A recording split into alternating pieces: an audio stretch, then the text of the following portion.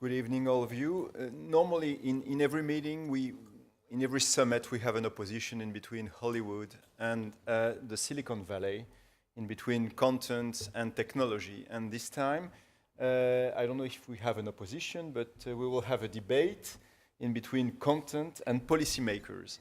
And so the question is, as far as content is concerned, do we have an opposition or common ground in between people from the content industry that want to develop content business and policymakers that want to protect the citizen rights to an unrestricted access to internet and a free flow of information?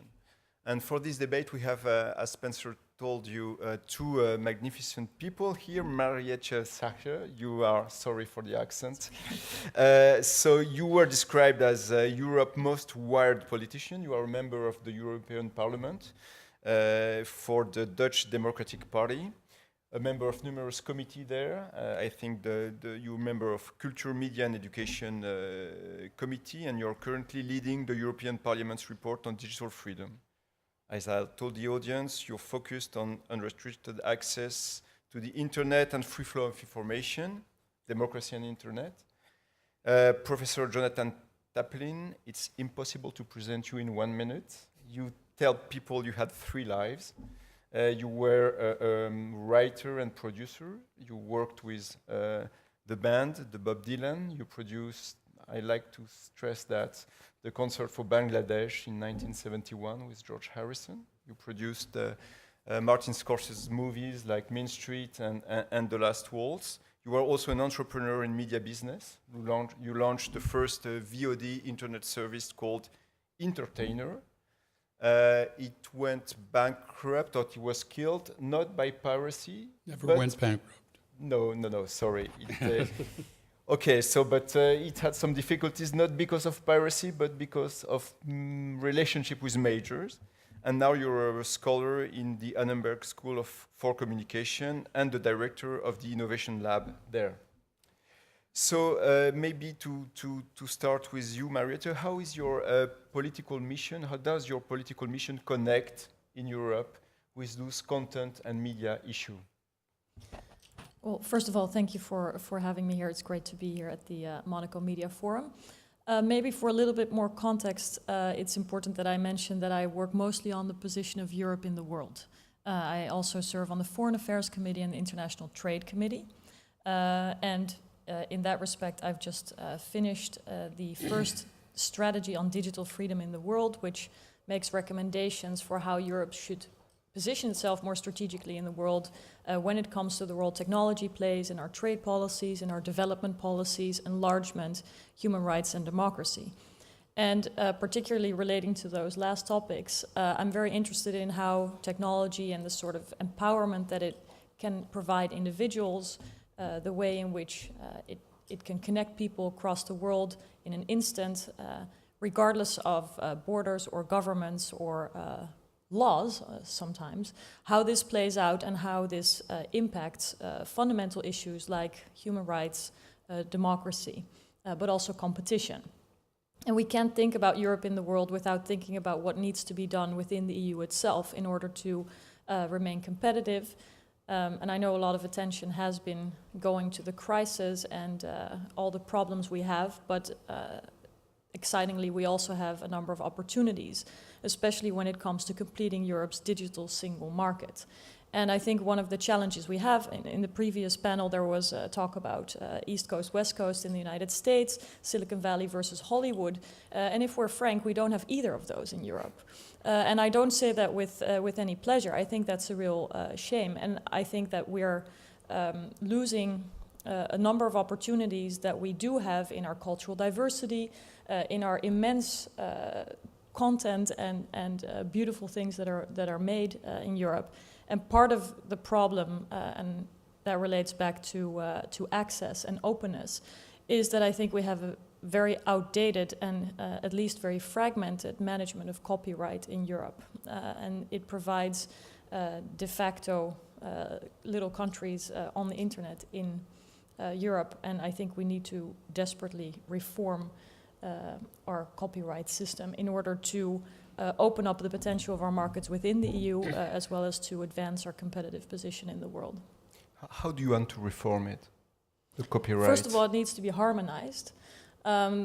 There's a number of discussions, for example, in France, about whether or not Google should pay taxes there or in Ireland.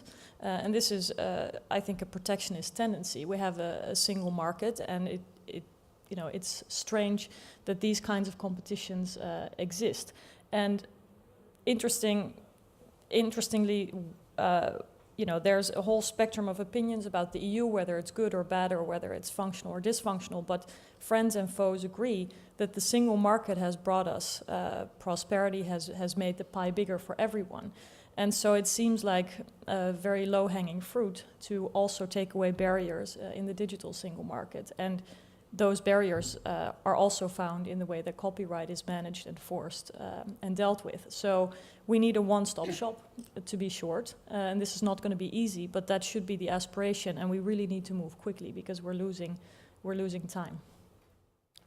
Jonathan, when I was amazed when I read your blog to learn that though you come from Hollywood, though you're a content guy, if I can say, you opposed SOPA.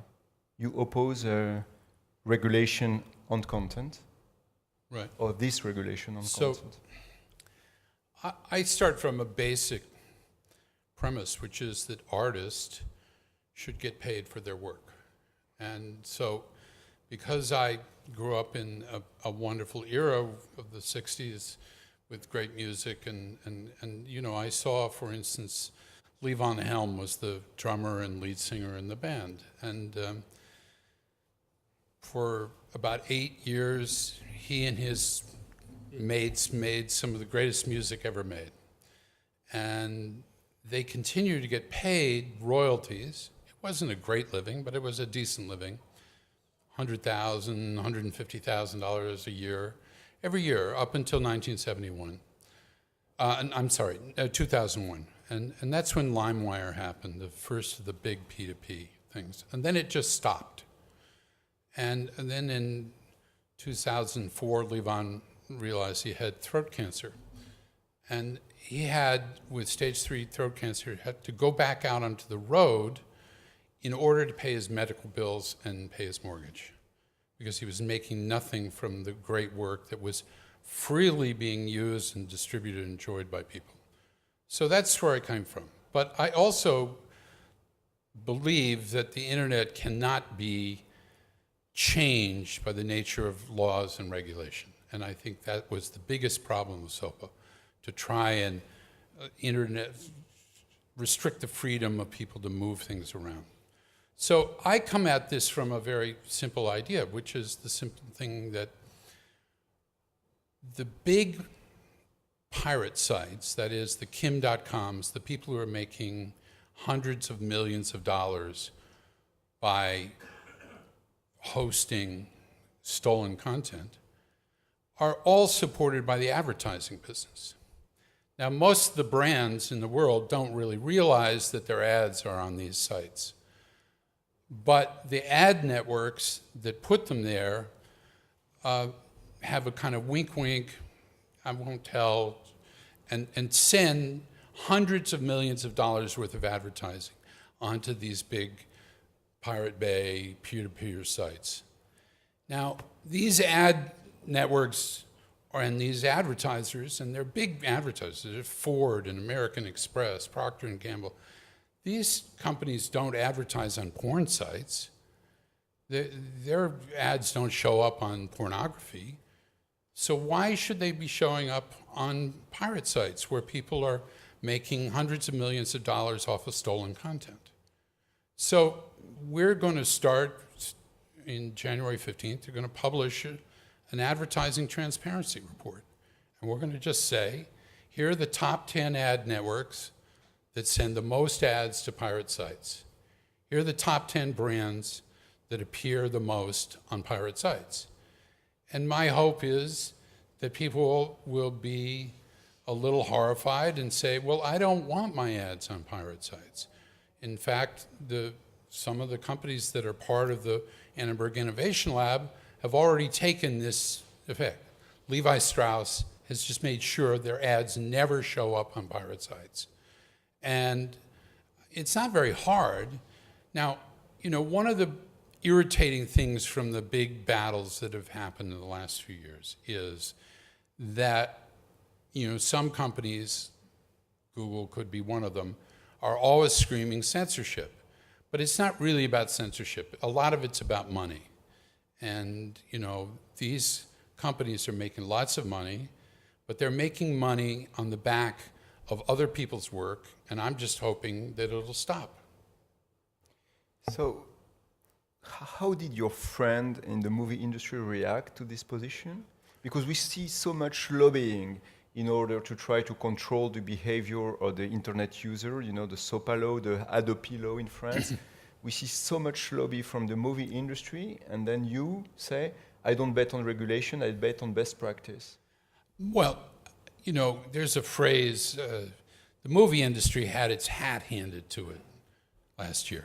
I mean, they tried to lobby and control the legislature through lots of money and everything to pass a law that was just a stupid law.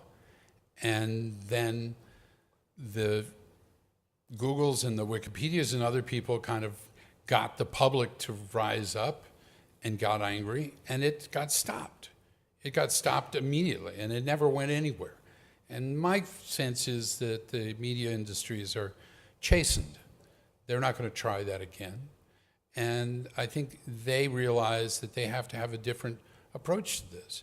So this notion of best practices by the advertising industry is the simplest way for me to understand it. Because at the end of the day, if we are able to have a media system in which artists can get paid, then we will have a continuing, wonderful, powerful media system.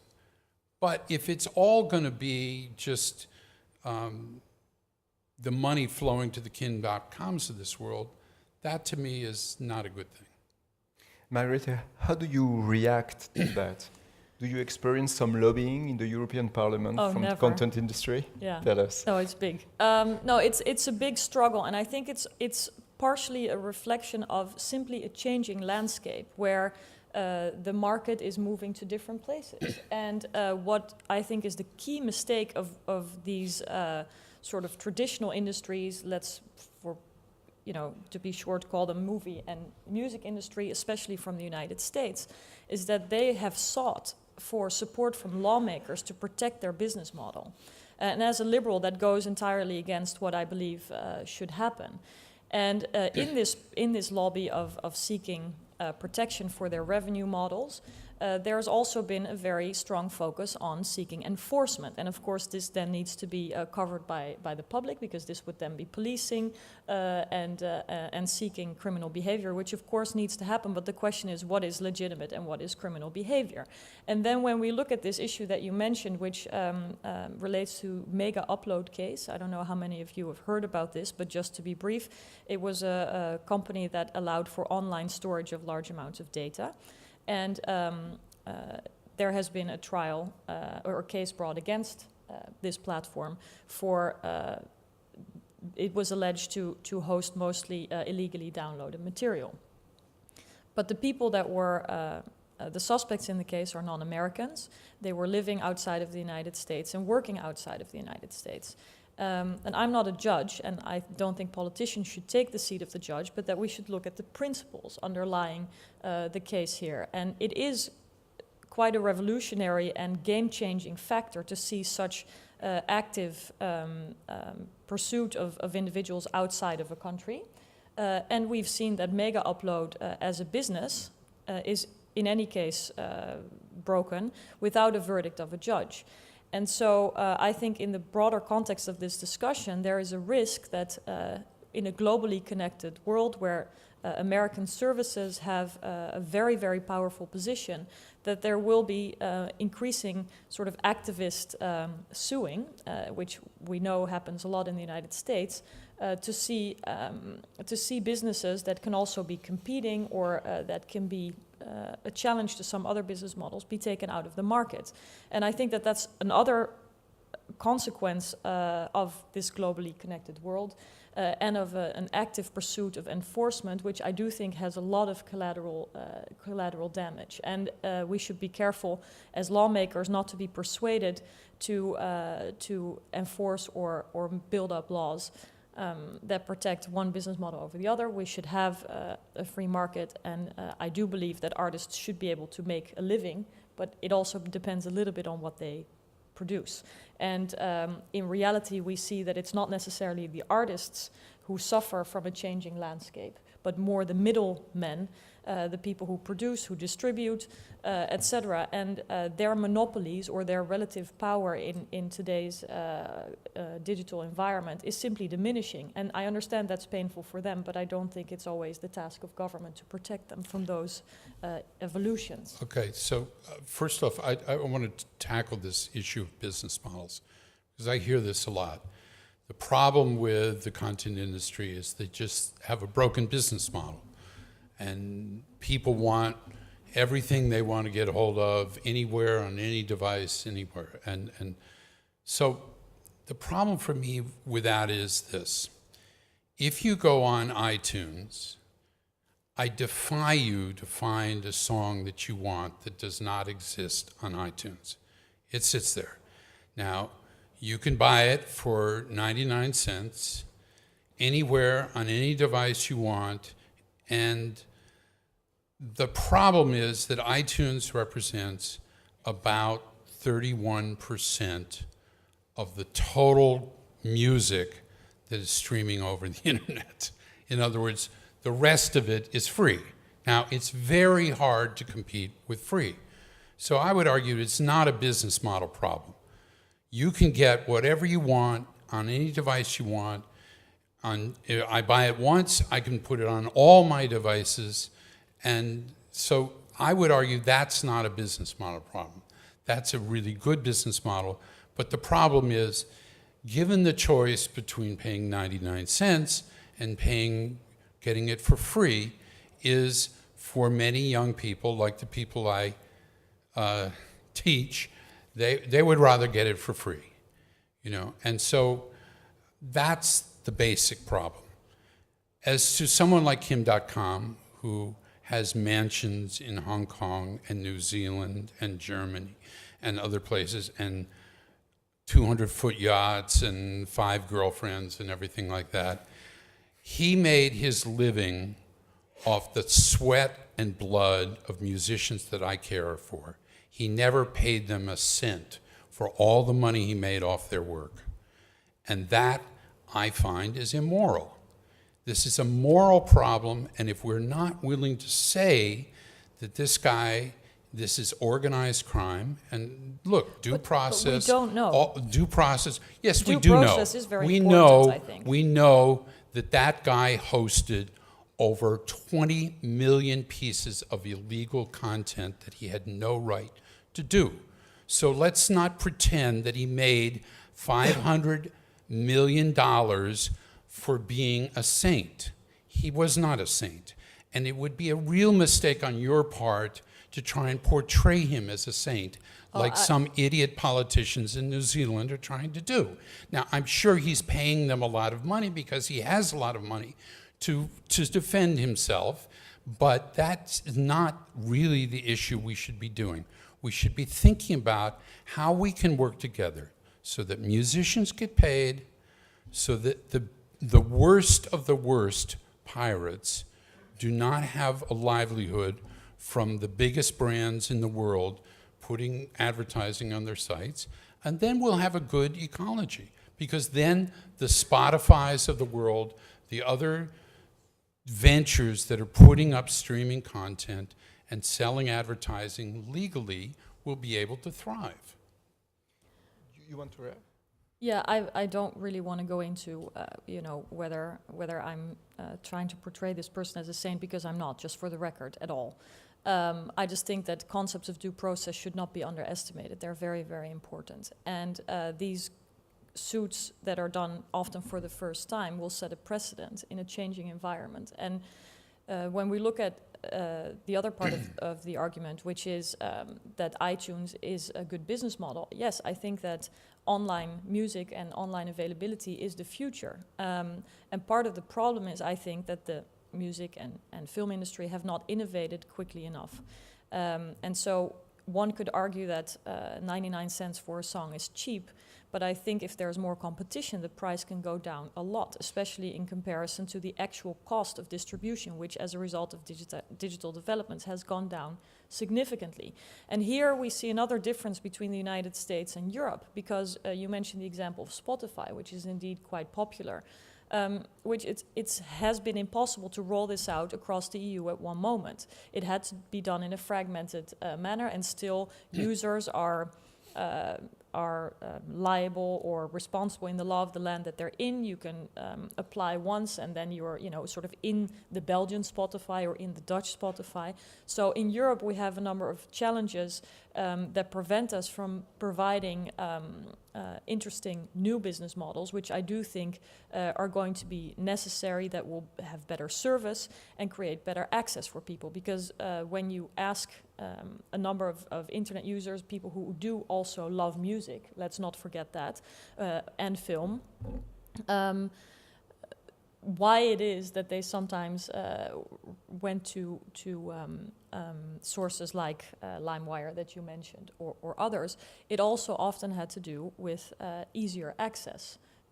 And I think that the market will catch up with this. There are now a number of new alternative business models, but that is the future, and there will be some companies or some actors, especially those who are in the middle of sort of a more traditional value chain, that will feel the pain of these new developments. But that's nothing new. That's been the case throughout history. It strikes me because none of you believe really in special regulation about this issue.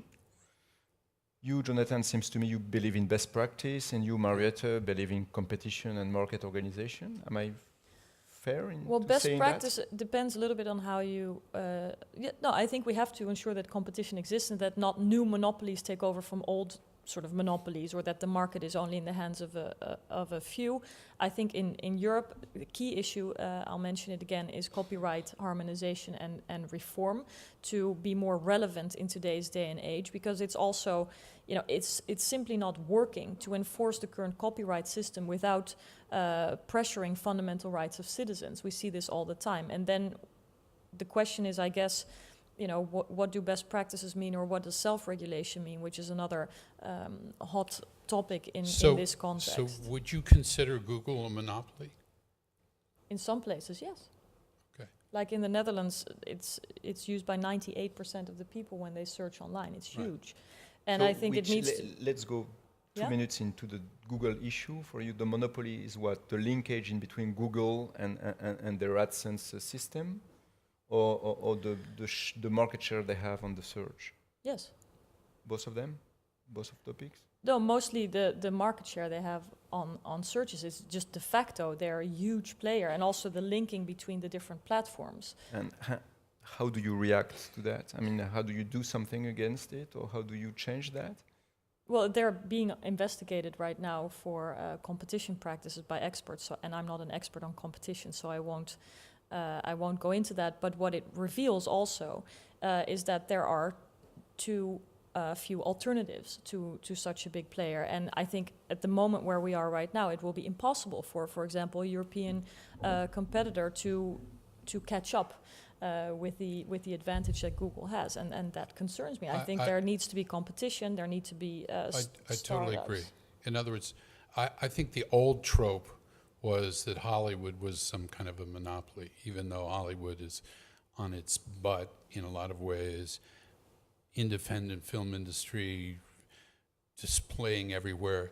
The monopolies exist in the technology sector, and that's where it is. I mean, and let's be honest. So if we're talking about monopolies, these are not in the content industry anymore. There's nobody who has some kind of de facto control. There's hundreds of independent record companies, hundreds of independent film companies. And so the real monopolies exist in the technology industry. And I agree that Google has market power. I would even agree that, there are other players potentially that could be monopolists. Certainly, Facebook has a very large share in the social network business, and if it decides to move towards being a content distributor, it could be a huge, have market power there too. But let's not pretend that the monopolies exist in Hollywood, which makes, 1/10 of the earnings that Google makes. Google makes more money on advertising than every single media company combined in America, of all the traditional media companies. But I think a lot of traditional media companies are still increasing their profits. And when you look at media consumption as a whole over various platforms, it is actually increasing. So I think it may be redistributed differently, but I just looked up some figures. Do you think the New York Times or the Washington Post are increasing their profits? The Washington Post just fired their editor because he wasn't making enough profit. I mean, I don't think the profit margins, let's say the profit margins at a media company are, if we're lucky, in the 18% range. The profit margins at Google or Apple are in the 60% range. And do you Google solve that and with- Apple are sitting on 100 billion each of cash. Is Washington Post company or is Warner Brothers sitting on $100 billion cash? No. So you think, Jonathan, just because I would like to open the two questions, but you think that your best practice policy, that Google will be sensitive to that, sensible to that? I don't know. It's funny. We were at a conference at the MIT, at the Futures of Entertainment conference, and one of the big questions was, why should Google sacrifice profits to try and prop up the media industries, the content industries? And, I came from a place where at one time I really believed the do not be evil, what is their, that's their saying, right? So I would say just from that point of view alone, maybe they should be conscious of this.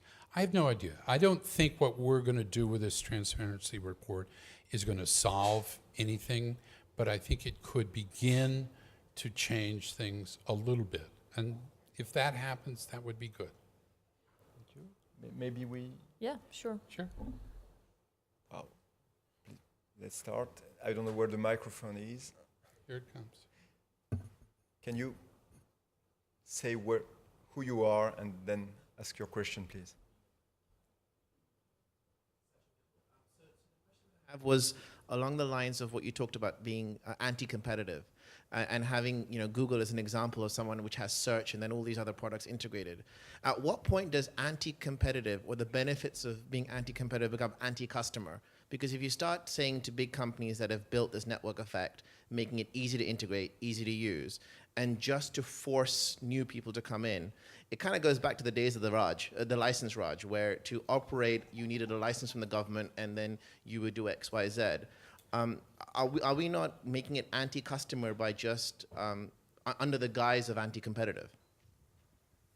So my take on this is Google, let's say Google is getting into all sorts of new services like travel and stuff like that. The Google algorithm is very hard to parse. There's no transparency there whatsoever.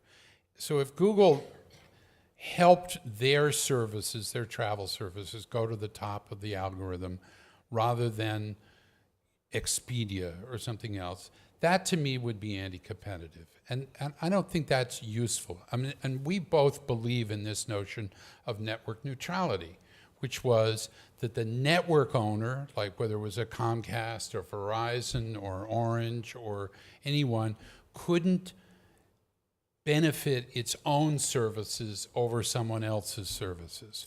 So if France Telecom decided to slow down the bits flowing from a competing sports site over one that they own, that would be anti-competitive. And so I think these things are easy to think about in theory. The problem with a search algorithm is it's almost impossible to understand how these results happen. Mariette, you want to comment? Yeah, well, on net neutrality, I do believe that that's very important. It was actually my political party that initiated the legal guarantee of net neutrality that is now It went adopted into the in the Dutch Netherlands. constitution, no? Not the constitution, No, it was just in a the law law? adopted. It's a little bit harder, I'm afraid, to change the constitution. We were the second country in the world that enshrined that in law, and I do think that that's very important. I also think we have to look at the changing public value of information in the digital age. I mean, is there still a public place to access information? I'm very concerned about the challenges that investigative journalists and news media face. I also think that their role is changing as a result of the world we're in. In the Netherlands, there's two main newspapers who have reacted actually completely differently to the digital environment. One has a very simple website that also refers to exciting things going on elsewhere on the web, and the other one is pretty much a carbon copy of the paper version. And so there is a period of transition where we have to be very vigilant, but where we also critically have to ask ourselves, and I think that's partially an answer to your question as well, what is the role of government? Yes, ensuring competition is nothing new. It's been a role of government for a long time. Keeping markets open is extremely important, but also looking at the public value, the public interest is also very important, and how to define this in this new environment is a challenge. And I do believe that your stories and your experiences, but also your knowledge of technology is really important to share with politicians, because what I'm also concerned about is that while this world is so rapidly developing and it is understood by entrepreneurs and people who are dealing with it on a daily basis, engineers, it doesn't translate or not quickly enough into an understanding on the political level. And technologies develop so quickly. Democratic decision making is, especially in comparison to that, quite slow. So we need to update this knowledge in order to be relevant and to do justice, sticking to our core principles that we believe in a democracy, that the responsibilities we have in a globally connected world, while not overstepping market principles or intervening when it's unnecessary. And this is it's always a delicate balance, but especially with these rapid developments. I'm afraid we're running out of time. I'd like to There's take another two one. questions more, but please answer Yeah. quickly. Sir, please. Hi, my name's Marco Bertozzi from VivaKey. A point to you, Jonathan, about the brands supporting these illegal sites. It's interesting, I've just come literally yesterday from a group of all the large holding advertising companies in London who are working with FACT and the London Metropolitan Police. And they've all sat around the table and been happy with the idea of a published list of illegal websites that will make sure that none of our advertisers appear on. I think your concept is right. I think you should go to the people operating the systems that sometimes and often by accident allow these ads to appear, rather than the advertisers themselves. I think you'll get it done very quickly. Agencies will pull down ads on illegal sites in about 15 seconds. And I think it's not that difficult. It's a simple thing because the digital advertising world now is being run by technology, and unfortunately some of these ads slip through, and with a blacklist of sites we can make sure none of those brands appear. That's a fabulous piece of news. This is not happening in the United States yet, and so I mean I really welcome that, and I don't think it's hard. And quite frankly, when we went to some of the brands who are partners of ours in the Innovation Lab, they were shocked to find that their ads were appearing on these sites. They had never asked for that. It was, in the US, there are these remnant ad networks that just kind of take the detritus of what people can't place and put it out there, and that's the part of the problem. So I'll take one last question. If I could just briefly, very shortly. Very shortly, One, I think a judge should assess what is illegal. I think that's really important because there's also ways in which this can be used in a sort of competitive manner. And it's not only about due process, but also about innocence until proven guilty. And we must understand that we're operating in a global environment. So that laws, US laws, are enforced across pretty much the whole world. And this could backfire quite easily, we can imagine. I mean, if you look at police and law enforcement should decide, and I think businesses should make their own assessments of where they want to advertise. I mean, that's their freedom, of course. Just one last question. Okay. Hello, Stéphanie Hospital, Orange. Just a question regarding the regulation we have in Europe, which often, I mean, is very well done. However, I mean, and if we have we think about the debate on the do not track the cookies, where we could have for European internet sites the difficulty to be effectively tracking the cookies and using them for advertising or customer relationship management purposes. Aren't we creating a divide between the US or international companies and the European internet companies that have to fulfill and be compliant to the law? Mariette, maybe? Yeah, well, in some aspects we make, I think, a very conscious decision to enforce some fundamental rights more strongly in Europe, and I believe that there may well be a response from the market to that as well. I know a lot of US consumers are concerned about their privacy as well, and they may be interested in actually gravitating or merging towards better safeguards. Again, this is very much a field that's in flux. But in general, there is a prospect in the next couple of years, and I'll be working on this as well, of a negotiation of a free trade agreement between the United States and Europe. And this is where a number of these issues will become very interesting. And I think if we look at the priorities or the relative differences, globally speaking, the US and the EU are not that far apart. And we should also think about how we can bridge the differences that we have. It would benefit our GDP, it would ensure jobs and growth, the magic words of the moment. And I think it would also allow us to be in a stronger position to address issues that we're both facing in countries like China. I'll leave it at that, to be short. Okay, thank you very much. I'm sorry for the other questions that were raised. Thank you for your time. Thank you, Mariette. Thank you, Jonathan.